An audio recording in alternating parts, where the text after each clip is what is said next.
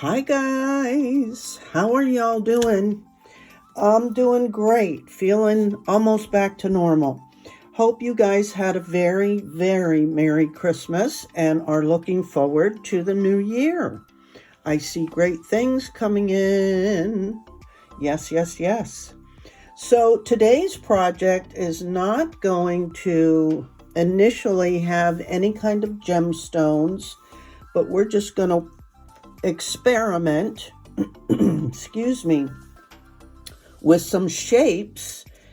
And this is just tin sheet metal because I am going to probably do some stamping on these objects as well. Gotten a few different stamps out, of course. But so you can either hand draw if you're good at drawing. I'm going to start with the star.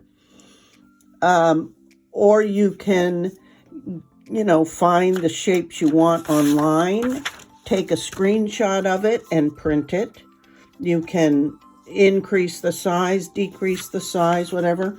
And you can also get some templates that have different shapes, which I almost ordered, and then I kind of came up with these, at least initially. If they turn out really cute, I may get some templates so I don't have to go through all this, but it's really not that difficult.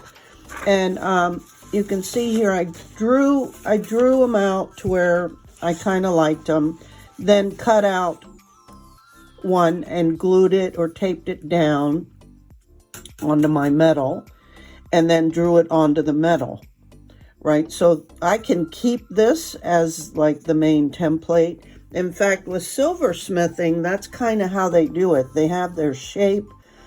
They actually glue it on with just a glue stick onto the sterling silver or the brass or whatever they're working with, copper. And they don't draw it on there. They just glue it on there, saw it out, and then they burn the paper off. So that's another way you could do it. But I just put it on there and drew it on there. So now I'm going over to my bench pin with my jeweler's saw, and I'm going to saw the shape out. And you can get metal shears and cut this out as well. And if it gets a little wonked, you can take it to your workbench and flatten it a little bit. So I'm going to go ahead and saw this out now, and I'll be back. And I forgot to mention that this is just a 30 gauge, I believe, and I will look it up. I've had this for several years now. But of course I got it on Amazon, but I think it's just 30 gauge. So you can easily take shears, even a heavy duty kitchen shear, and cut this out.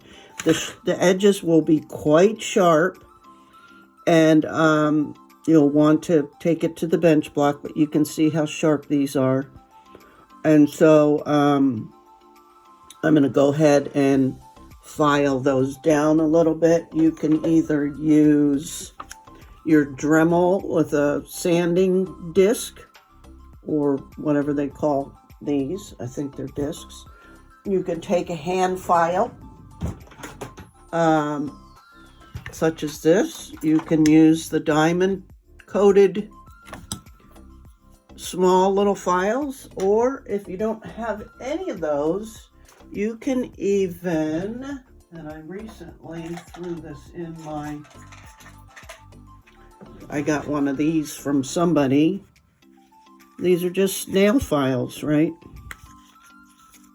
So whatever you have on hand, you don't need to have expensive tools to do a lot of these things. Just sand that off so it's not going to poke your finger. Okay? And then we'll move on.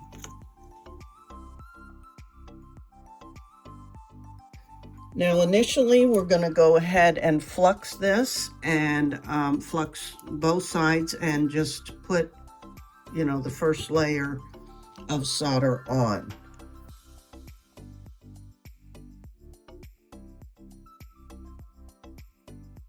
And as soon as you start this process, you'll see how effortlessly the tin receives the copper. Because keep in mind that soft solder is mostly tin, and so it loves a tin surface. Okay, so I did front and back, and now I'm going to build some depth and layer onto, at least initially, the front side. So that's front and back, and I'm not sure yet, if I'll be happy with the back side. Once we start doing the impressions, it may flatten, the surface and make it kind of dull. So because I've never really done this before, we're going to experiment and experience this process together. So now I am going to start, and I think I'm going to try this design and see. So now I'm going to start building the layer. And I'm just going to do maybe initially the center. And I'm not even using that much flux. You can see the brush is pretty dry. And full disclosure, guys, I really don't have any flux in here. So that's how much soft solder loves tin sheet metal. You need very little. And I just love this liquid stuff. It's wonderful. Okay, so again, I'm experimenting, so I have no idea how much to add to get the impression. I do know it's much easier to work in small areas, right? And so I'm just going to try and get this molten and see what we get. Cool, cool, cool. That was really easy. Let me pick this up and show you. Now that was with this design. So I don't know, I'm not too impressed with it. So I think I'm gonna try this design. It doesn't hurt. And then I even have this design, which is this is the one, it was a heart shaped and it's a bunch of flowers. It's getting kind of old now. You can see it's kind of getting some white on it. So I don't know, but I'll try it. I got this one at Michael's and just kind of cut it in half after I took it off the block. But let me try this one.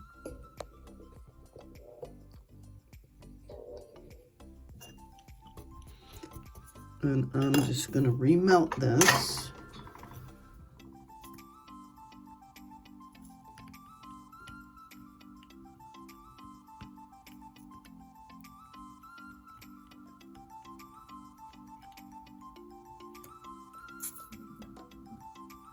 Yeah, see, I like that pattern so much better.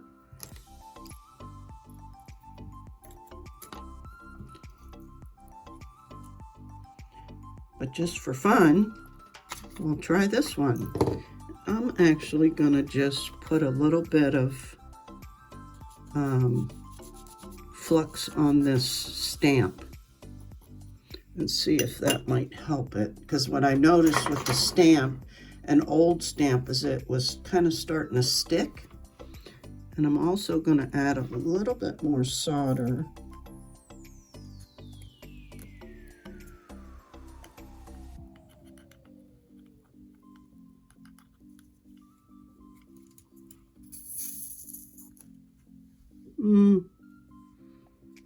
Yeah, it's too far apart. I don't really like what that's doing, and I don't know if you can notice, but is some residual pattern or stamp material being left on this. Oops, you probably can't see it, but in that one corner, you can see a little bit of the brown. So I'm going to take this and clean this up because I don't want that hanging out. So I know this stamp is done. And I'm going to have to look for another one of these because I really like the flowers in it. But when they start to disintegrate or deteriorate, they get like a little white, and you can feel it. It's just stiffer. It's not as pliable. And this is probably, gosh, close to 3 years old. Anyway, let me go wash that up. All right, I grabbed this other design. We'll give this a try too. And I'm not going to add any more solder just yet. Just going to remelt this and see what kind of impression it leaves. And again, just going to work in the center here. Yes, I like that. Now, what I was talking about before is seeing what the back of this looks like after we press. And it's okay. I'm going to continue, as I can address that later. So I'm just going to do a couple of other areas first. Cleaning my tip, always cleaning my tip. Adding some more solder up here. I'm just going to work on that tip area. Get it nice and molten. Yes. This will be cute.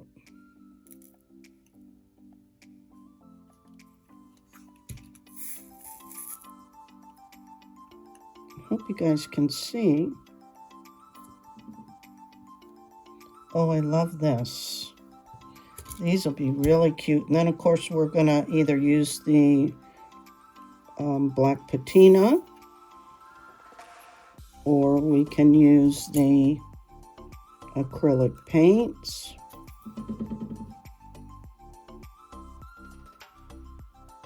Cute, cute, cute.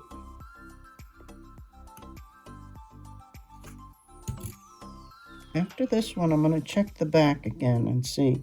And you'll notice that when you're working with metal, that the molten stays, or the solder stays molten much longer, allowing you to get in there. You know, you don't have to rush so much. Okay, let's look at the back. Won't this be cute as a little pendant? Okay, not too bad. We'll see what I can do on the back, even if it messes all of this up. It might. It might. Remember, I don't know. We're finding out right now. I'm not really using that much solder either, surprisingly. Cool. I love that. I think that looks fabulous. Oh, man. Isn't that cute? Oh, boy. Let's see what's going to happen. And, I mean, honestly, that doesn't look too bad. What I originally was thinking, and I, of course, should do it before you start your stamping, is go ahead and, with metal stamps, stamp my initials in the back. You know. We'll see. But let me just see if I can kind of tidy this up. The other thing that I'm thinking, we could totally start all over again. It wouldn't even matter. Is the possibility of, say, laying a stamp down and then stamping, you know, as you stamp down this way, if the impression would pick up on the back. I imagine if there was enough stamp. So let's try one. What side could use a do-over? We'll do this bottom side. Let's just see. we will remelt this, stamp that in, see what it did on the back. Nothing. Okay. So maybe, let me just try this edge and see what it does on the front. If it ruins the whole pattern.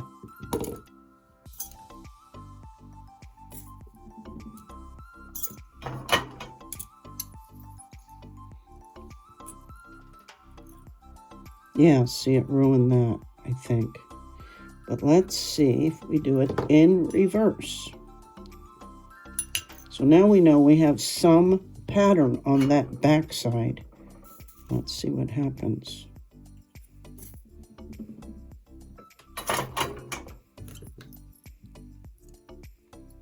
Oh, it kept it. Okay, so I'm gonna try another petal.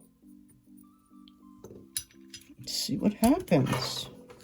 We know that this side, when I did this side, that it kind of messed up the original side. And I had to redo that. So let's see, did it again? Yeah, a little bit.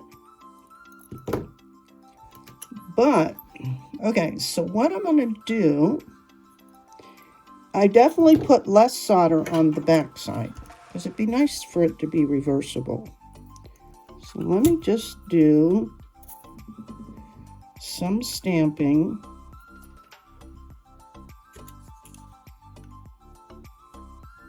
On this back side.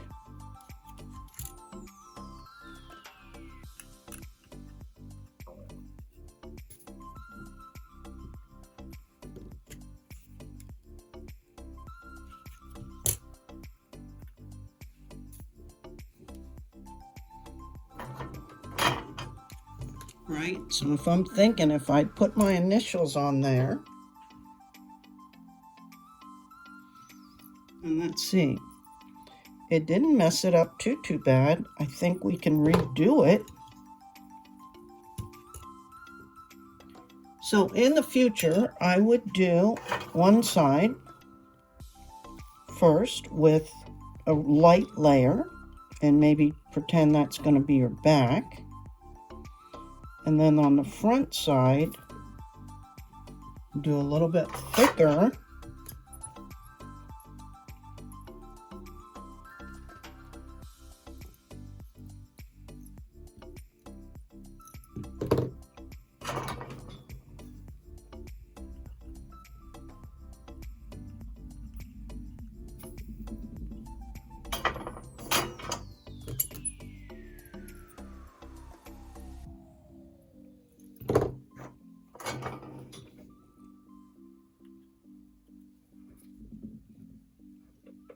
And let's see what both sides look like. Not too bad. So it would work. You may have to, go back and forth and do a little bit, like this one seemed to have gotten messed up a little, but that's the back side as far as I'm concerned. Okay. I think they're cute.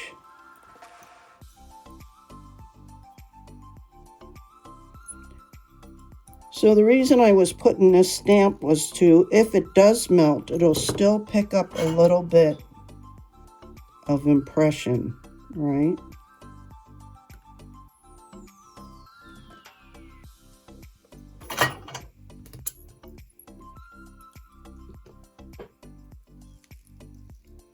Yes. I'm going to try and just go ahead and cover this up with a little bit more impressions.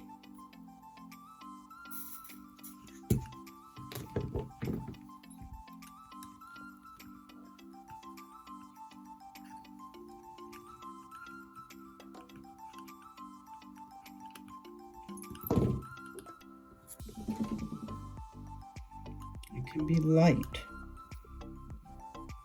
just to give it a little something. Right? Now, the moment of truth. If I have to redo any more on the front. Yeah, kind of messed that up, but that's okay. Because I'm not looking really for, you know, a lot of texture on the back. So if you have to go in and just tidy up the texture.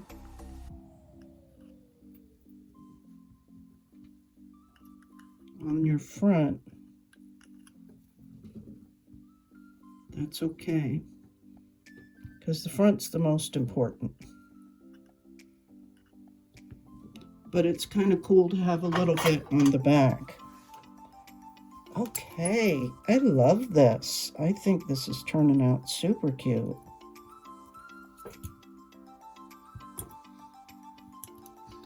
I kind of completely lost the texture on the back, but that's the back. So most of it's textured, right? Cute, cute, cute. Okay, so now you could either punch a hole and put a jump ring in it, but I think I'm gonna go ahead and see about attaching a little bail. Maybe with one of those textured rings. How cute is that? I'm gonna go wash it up and see about, I'm thinking I'm gonna go with the acrylic. Only because the black patina, well, I don't know, let's do the black patina. You guys, look how stinking cute that is. Oh my gosh. I love it. And I put just a decorative dot on each point, so that really cut down there being any opportunity to be sharp. It's nice and rounded with the little beads on it, both sides, and just attached a jump ring right to the tip of the main point. Isn't it cute? Oh my gosh. All right, so let me take this chain off, and I just put a little bit fancier chain since there's so much light reflecting off of this piece. It looks fantastic, you guys. Anyway, okay, let me get set up to do the black patina. So I just poured not even a capful in this dedicated bowl. I have my gloves on, at least one hand that will be, you know, possibly coming into contact with it. I usually put a mask on if I'm messing with, you know, fumes and filing and all that good stuff. Anyway, you guys know I practice safety measures. I'm just using a Q-tip, really. And I always try to start on the back, just so there's no surprises. And we know with patina, especially the black, it's a little bit harder to control, and I'll show you what I mean. If you just go about it like this, a lot of times it bleeds through to the front. See that? So in one of the other videos, though, I was able to practice putting it exactly where I wanted it. So it's possible. Okay. And I don't really care if it gets on those rings, because what I stress out about is when I'm using any kind of wire, and that includes your jump rings, because the best materials is a copper-based inexpensive wire for charms or jump rings or whatever you're working with. And then when you go and you put a patina on it and then you go back to buff the highlights off it, it will sometimes take the finish all the way down to copper. That has happened more times than I can say. So I think that'll be good enough. Put a little bit more in these points.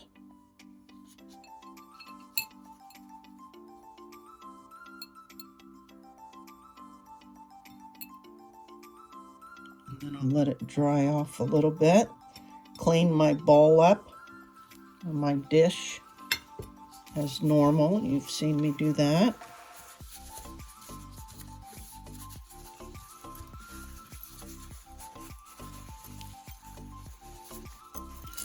Right? All you gotta do is use whatever paper towel you had, sop up all the excess, clean it out of your dish, bowl, put whatever applicator, if it's a disposable applicator, and enclose it inside your glove. Voila. All right, let me go wash this off and try buffing out some of the highlights. And here we got it, guys. Look how cute. Oh my gosh. This time I paired it with just the black cord. This is more of a choker size, and it'll look just adorable. So I really love the patina effect on this piece. That's the back. It's not too shabby. Or you could do a gunmetal chain or whatever. I love it. And it took no time, really, to do this. And look how cute. Isn't that darling? And you could do all kinds of shapes. You could do the moon. You could do a heart. I actually saw this. It was a star, but it wasn't stamped. It was just plain bright silver. It was almost chunkier. You know, it was a thicker star on kind of a choker chain on a TV show I was watching. That's what gave me this idea. I'm like, as you know, I'm always doing. But anyway, so there's that quick little one. The other thing I thought would be really cute with this is a homemade paper clip chain. Wouldn't that be cute? Because it's, you know, those are kind of chunky. So maybe I'll make one and pair it with this and see what it looks like. Okay, guys, quick and easy and lots of fun. Thanks so much for your support. And recently, a regular subscriber, Samantha A., was kind enough to donate through Super Thanks on YouTube, which is listed below. You'll see it. It says right on there, Super Thanks. I think it's off to the right, but it's easy, and you can always use Buy Me a Coffee.